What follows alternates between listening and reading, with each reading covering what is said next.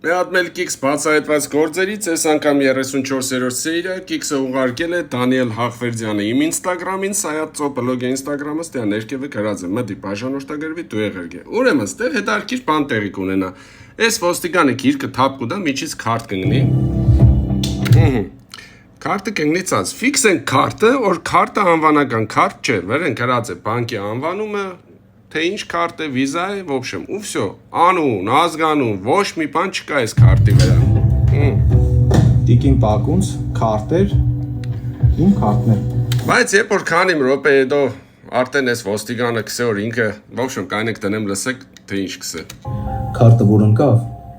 ես վրան նայեցի։ Գրված էր Հրաչ Խաչատրյան։ Մեռնեմ ջանիդ, մենք նոր 7 ժամ նայեցինք,